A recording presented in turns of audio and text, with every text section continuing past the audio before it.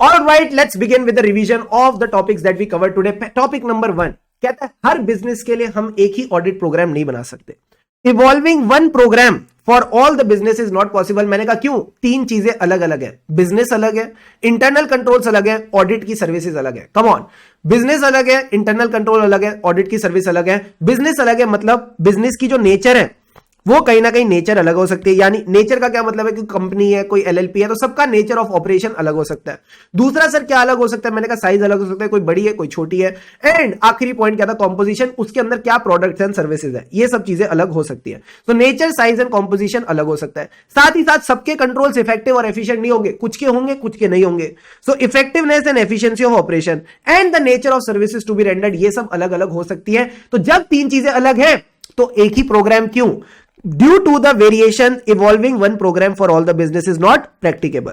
फिर अगला सवाल आता है सर क्या हर असिस्टेंट एक ओपन माइंड रखेगा? क्यों?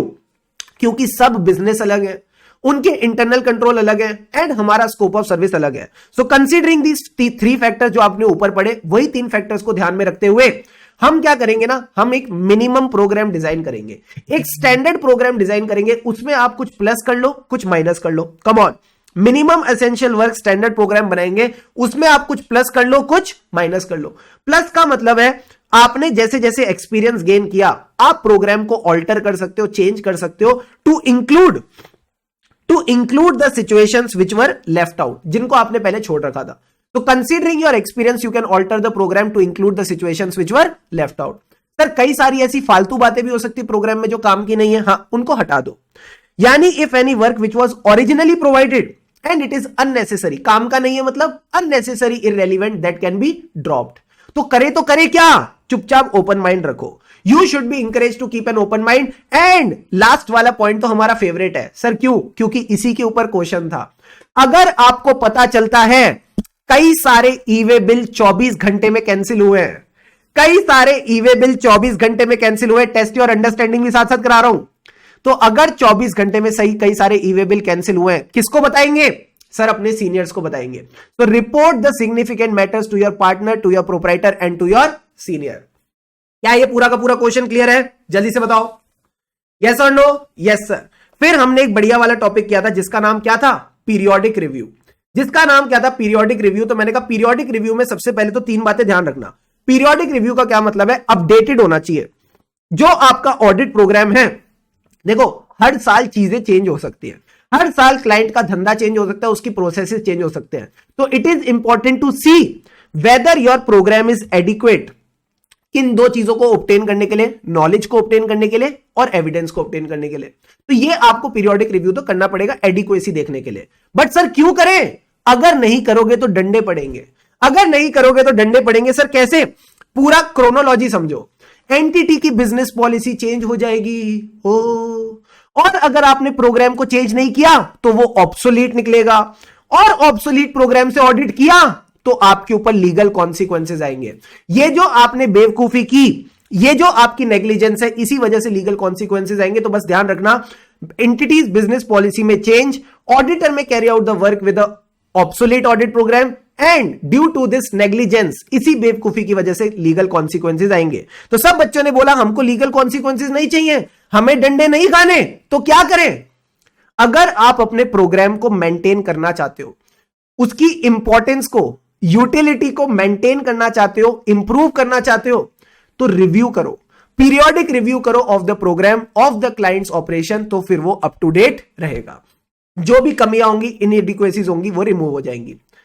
क्या ये तीनों पॉइंट क्लियर है? हाँ सर। अब बेसिक बात ध्यान रखना, टू अवॉइड द फेलियर। क्या मतलब था sir? Basic point two avoid the failure, यानी बेसिक फीचर कहता है कि आप सिर्फ इंस्ट्रक्शन, आप सिर्फ टास्क मत बताओ, इंस्ट्रक्शन भी दो। यानी अगर मैं सामने वाले को कह रहा हूं चेकिंग करनी है, तो उसको बताओ कितनी चेकिंग करनी है। यानी list the task with the extent of checking and the sampling plan. Sir basic चीजें ध्यान रखेंगे तो फेल नहीं होंगे? मैंने कहा नहीं। अनफेलिंगली वाला पॉइंट क्या था? मैंने कहा अनफेलिंगली वाले का पॉइंट का जल्दी से बताओ, अनफेलिंगली वाला डायलॉग क्या था? मैं तो डायलॉग भूल गया, पर मुझे डायलॉग याद है, पर मैं तुमसे सुनना चाहता हूं। मुन्ना भाई जल्दी से बताओ, सारे बच्चे बिड़ू बताएं, जादू की झप्पी बताओ ना, अनफेलिंगली का क्या मतलब है? भाई ने बोला करने का मतलब करने का, भाई ने बोला करने का मतलब करने का। अगर भाई ने कहा करना है तो करना है, मतलब if any instructions have been given by the principal they have to be followed by the assistants unfailingly. उनको अनफेलिंगली उन चीजों को करना है। तो सर इससे तो रिजिडिटी आएगी, मैंने कहा नहीं आएगी, प्रोवाइडेड। इससे रिजिडिटी आएगी, this is not true, provided आप पीरियोडिक रिव्यू कर रहे हो, प्लस आप अपने असिस्टेंट्स को इंकरेज कर रहे हो कि वो ओपन माइंड रखे, वो कहीं ना कहीं अकाउंटिंग प्रोसेसेस को ऑब्जर्व करके चले। Got it sir. तो ये बात हमने की थी, लास्ट में हमने डिस्कस किया कि ऑडिट प्रोग्राम से हम कई सारे एविडेंस इकट्ठे कर सकते हैं। ऑडिट प्रोग्राम क्या था? Audit program is nothing but the instructions to the assistant. हम उन इंस्ट्रक्शन में बताते हैं कि सुनो ना, तुमको क्या क्या प्रोसीजर्स करने हैं, दैट इज यूजफुल। उन प्रोसीजर से तुमको बेस्ट एविडेंस लाना है। तो देखो what are the evidence which are reasonably available, उसमें से देखो तुमको सबसे ज्यादा सेटिस्फेक्शन कौन देता है, which is the best evidence. इसके लिए आप वेटिंग वगैरह कर सकते हो। अब जब ये वाला सवाल आएगा, तो इंस्टीट्यूट क्या करेगा, यही सवाल आपके क्वेश्चन बैंक में भी है, सुन लो। क्वेश्चन बैंक के सवाल में भी यही बात एज इट इज लिखी है और बोला है एक्सप्लेन। तो आप बोलोगे हम वो एविडेंस लेंगे जो हमें सबसे ज्यादा सेटिस्फेक्शन दे to see whether the assertion is appropriate और नॉट। क्या वो जो बात लिखी है फाइनेंशियल स्टेटमेंट में वो सही है या नहीं। तो सर ये तो हम वेराइटी ऑफ फील्ड से ले सकते हैं, तो वेराइटी ऑफ फील्ड में क्या क्या पॉइंट आते हैं। एक स्टेटमेंट याद रखना, इंटर की एग्जामिनेशन में सबसे ज्यादा वैरायटी ऑफ फील्ड्स है। तो स्टेटमेंट का क्या मतलब था, statement provided by the management, TCWG यानी क्लाइंट के लोग, statement provided by the third party. Inter का क्या मतलब था, इंटरनल कंट्रोल्स को हम चेक कर सकते हैं, और inter relationship between the accounts, and last point क्या था, examination, physical examination, documentary examination.